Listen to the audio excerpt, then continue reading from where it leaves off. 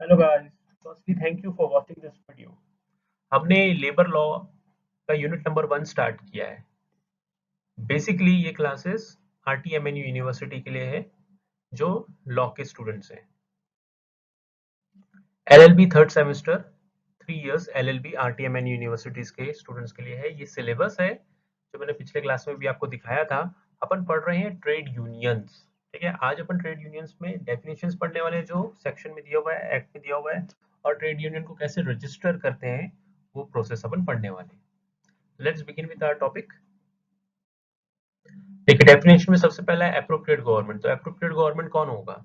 सो appropriate government अगर जैसे ही आया तो समझ जाइएगा कि या तो सेंट्रल गवर्नमेंट होंगे या तो स्टेट गवर्नमेंट होंगे। अगर कोई ऐसा ट्रेड यूनियन है, ठीक है, जिसके ऑब्जेक्ट्स एक स्टेट से ना दूसरे स्टेट में भी, ठीक है, कन्फाइंड नहीं रहते हैं, ठीक है, तो उसके लिए सेंट्रल गवर्नमेंट रहेगा। ऐसा ट्रेड यूनियन जिसके object with in the same state है तो वो स्टेट गवर्नमेंट उसके लिए रहेगा। बेसिकली एप्रोप्रिएट गवर्नमेंट का मतलब सिंपल ये है कि either state government or central government can be an appropriate government. Next, trade union क्या होता है? इसका डेफिनेशन मैंने ऑलरेडी आपको पढ़ाया है। तो अगर जिनको ये नहीं समझा हुआ है, ठीक है, या जो पहली बार देख रहे हैं वो मेरा पहले प्रीवियस वीडियो देख लें ताकि आपको ये वीडियो लिंकअप कर जाए। ठीक है, मैं अभी इसको समझाऊंगा नहीं।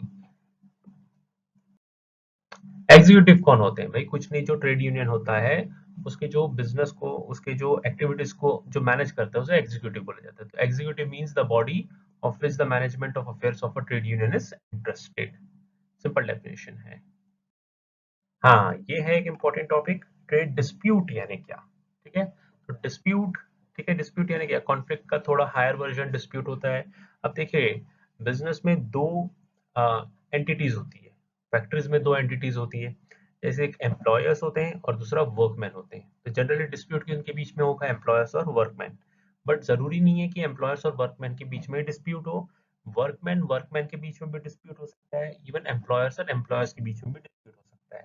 तो यहाँ पे डेफिनेशन में ये तीनों स्कोप को कंसिडर किया गया है कि dispute between, a trade dispute means any dispute between the employer and workman, the workman and workman and the employers and employers. ठीक है, अब ये डिस्प्यूट किस बातों से रिलेटेड हो सकता है? जैसे it can be connected with the employment और नॉन एम्प्लॉयमेंट, या फिर टर्म्स ऑफ एम्प्लॉयमेंट, या इवन कंडीशन ऑफ लेबर। ठीक है, यहाँ पे वर्कमैन को डिफाइन कर दिया गया। वर्कमैन कौन होते हैं? जो इंडस्ट्री में काम करते हैं उन्हें वर्कमैन बोला गया है, just like a worker. Next, registered trade union. तो रजिस्टर्ड ट्रेड यूनियन क्या होते हैं? वो ट्रेड यूनियन जो इस एक्ट के हिसाब से रजिस्टर्ड होंगे रजिस्ट्रार ऑफ ट्रेड यूनियन के पास जाके, तो उसे रजिस्टर्ड ट्रेड यूनियन बोलेंगे, और जो रजिस्टर्ड नहीं होते उसे अनरजिस्टर्ड ट्रेड यूनियन बोलेंगे। Simple. Okay, now this is a important topic, registration of trade union. ये एक इम्पोर्टेंट टॉपिक है। ठीक है, ये एग्जाम में कई बार आपसे क्वेश्चन पूछा गया है। ठीक है, तो पूछा जा भी सकता है, तो इसे थोड़ा सा अपन अच्छे से पढ़ लेते हैं। तो registration of trade union, basically अगर आपको ट्रेड यूनियन रजिस्टर करना है तो आपको रजिस्ट्रार की जरूरत है। तो सबसे पहले आया section number 3, appointment of registrar. अब क्या होगा? एप्रोप्रिएट गवर्नमेंट क्या करेंगे? रजिस्ट्रार अपॉइंट करेंगे ट्रेड यूनियन के लिए।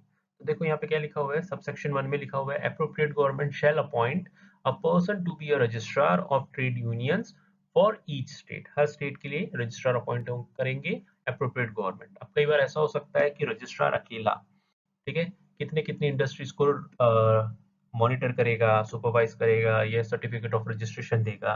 तो इसलिए अप्रोप्रिएट गवर्नमेंट ने क्या किया, additional as well as deputy registrar को भी अपॉइंट कर लिया, जो सुपरिटेंडेंस और डायरेक्शन ऑफ रजिस्ट्रार के अंडर काम करेंगे। तो ये थोड़ी सी थ्योरी है, इसको आपको थोड़ा सा पढ़ना पड़ेगा। नेक्स्ट आया मिनिमम रिक्वायरमेंट। अगर किसी वर्कर्स के ऑर्गन एसोसिएशन को या वर्कर्स की यूनियन को अगर अपनी ट्रेड यूनियन को रजिस्टर करना है तो उनकी मिनिमम रिक्वायरमेंट क्या है? तो उनको यहाँ पे एप्लीकेंट्स बोला गया है, जो वर्कर्स का एसोसिएशन है। इफ द एप्लीकेंट्स, ठीक है, they are seeking registration of trade union, तो मिनिमम रिक्वायरमेंट क्या है? तो फर्स्ट रिक्वायरमेंट ये लिखा हुआ है कि एटलीस्ट 10%, ठीक है, यानी 10% कितने? 10% of total number of workers in a factory. ठीक है, तो एटलीस्ट 10% या 100 workman, whichever is less, है ना? तो दोनों पॉइंट में से जो लेस है, या तो 10% आपकी फैक्ट्री में, सपोज आपकी फैक्ट्री में 200 लोग काम करते, तो 200 का 10% क्या हो जाएगा? 20। तो 20 और 100 workman, whichever is less, important है विचएवर इज लेस, ध्यान रखिए, ठीक है। इसके साथ ही साथ एक और पॉइंट ये है कि एटलीस्ट 7%, यानी ये जो एप्लीकेंट्स हैं ये सारे कितने होने चाहिए, मिनिमम 7 होने चाहिए, ठीक है। इनका एसोसिएशन कितने लोगों का होना चाहिए, 7 लोगों का होना चाहिए।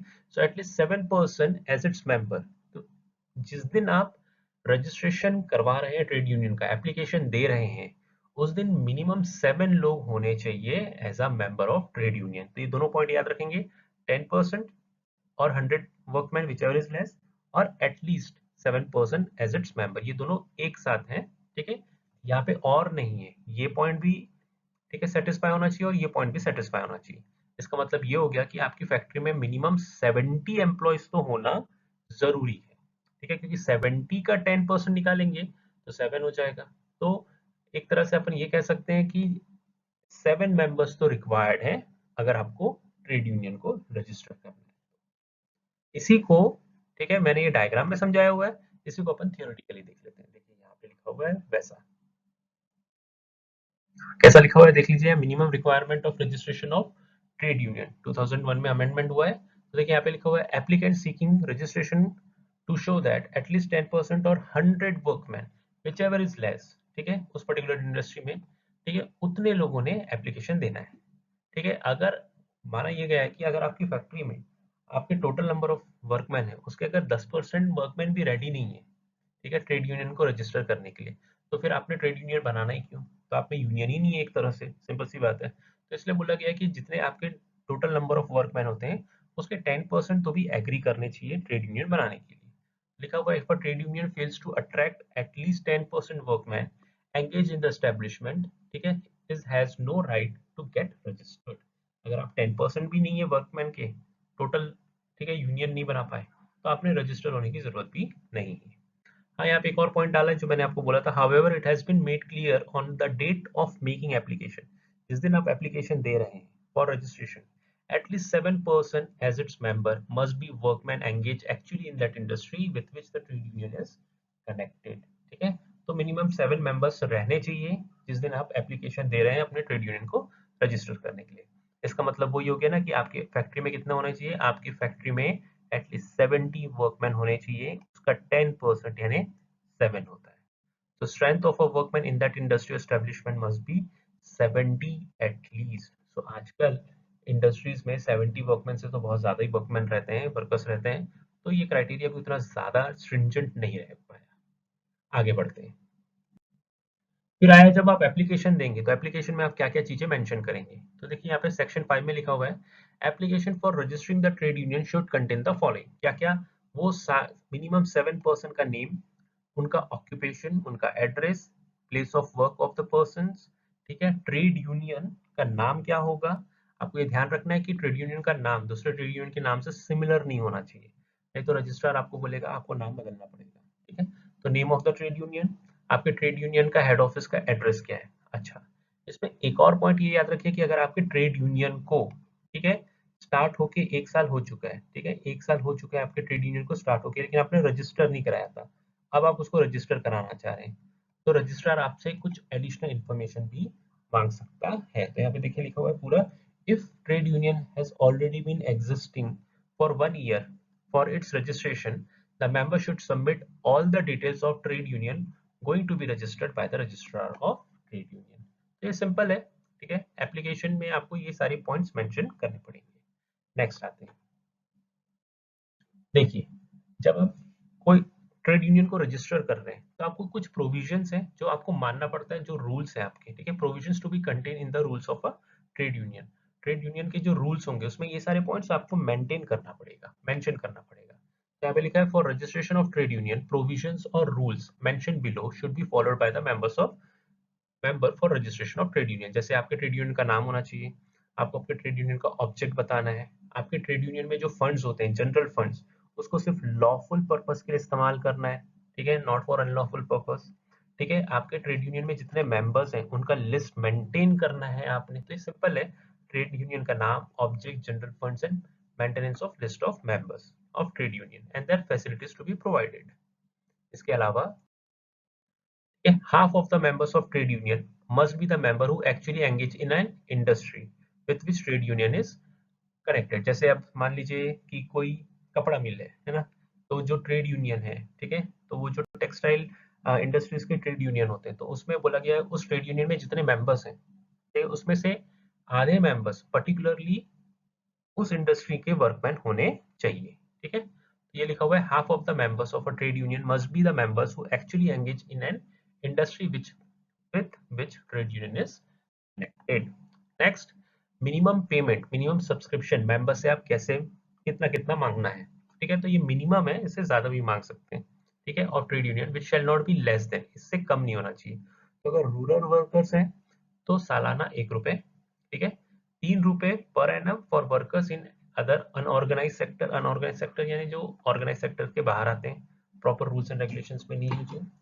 फिर दूसरा है 12 rupees per annum for workers in any other case, और 12 रुपए, ठीक है, मिनिमम है इन एनी अदर केस। तो रूरल वर्कर्स है तो 1 रुपए, अनऑर्गेनाइज सेक्टर है तो 3 रुपए, और कोई अदर केसेस है तो 12 रुपए मिनिमम आपको मांगना है, इससे कम नहीं होना चाहिए। ठीक है, ये हो गया।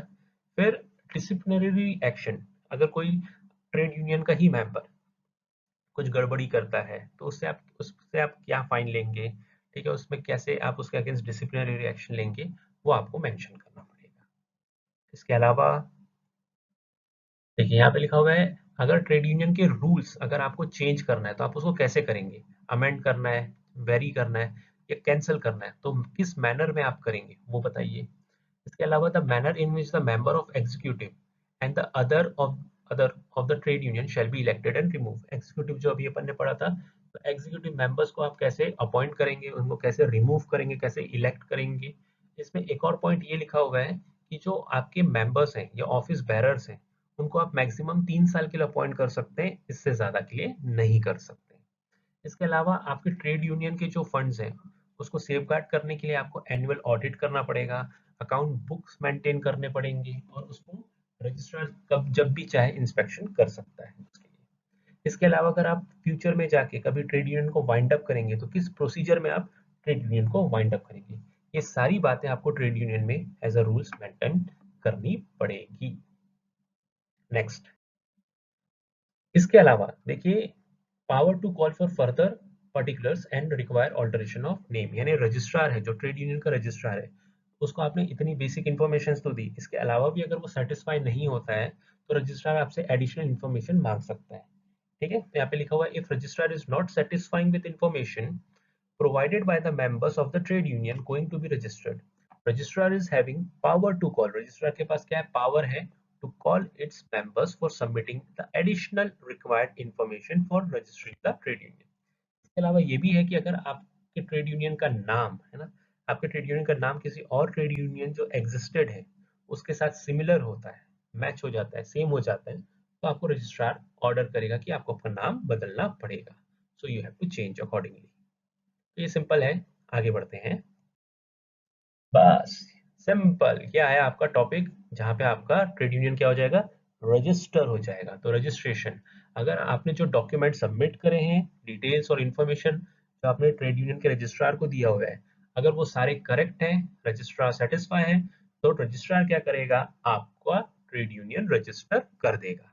तो रजिस्टर तो हो गया, अब बात आती है आपको सर्टिफिकेट ऑफ रजिस्ट्रेशन मिलने के लिए। तो नेक्स्ट सेक्शन आता है सेक्शन 9। सेक्शन 9 देता है आपको सर्टिफिकेट ऑफ रजिस्ट्रेशन। तो रजिस्ट्रार आपको क्या करेगा, सेक्शन 8 के हिसाब से रजिस्टर करेगा, सेक्शन 9 में आपको सर्टिफिकेट ऑफ रजिस्ट्रेशन इशू करेगा। That will be act as a conclusive evidence. ठीक है, it will be an evidence कि आपकी ट्रेड यूनियन क्या हुई है, आपकी ट्रेड यूनियन रजिस्टर हो गई है। ठीक है, तो अब आप क्या हो जाएंगे, रजिस्टर्ड ट्रेड यूनियन कहलाएंगे। तो registrar registering a trade union under section 8 shall issue a certificate of registration in the prescribed form which shall be conclusive that the trade union has been duly registered under this act। तो आपकी trade union registered हो गई है। तो section 3 से section 9 तक आपको ध्यान रखना है, प्रोसीजर है ट्रेड यूनियन को कैसे रजिस्टर किया जाता है। तो आपको, सिंस आप एलएलबी के स्टूडेंट्स हैं, आपको सेक्शन 3 से सेक्शन 9 तक याद रहना चाहिए। और ये सेक्शंस याद ना हो, लेकिन कौन कौन से सेक्शन में क्या क्या बातें दी हुई है उसको याद रखना पड़ेगा। आई होप आपको ये पॉइंट्स मेरे समझ में आए होंगे। So this is it guys. ठीक है, अगर आपको मेरा वीडियो पसंद आया है तो लाइक करिए, सब्सक्राइब करिए, ताकि और भी जो वीडियोस मैं टाइम टू टाइम देने वाला हूँ जो सिलेबस से रिलेटेड है उसके बारे में आपको नोटिफिकेशन मिलते जाए। Thank you guys.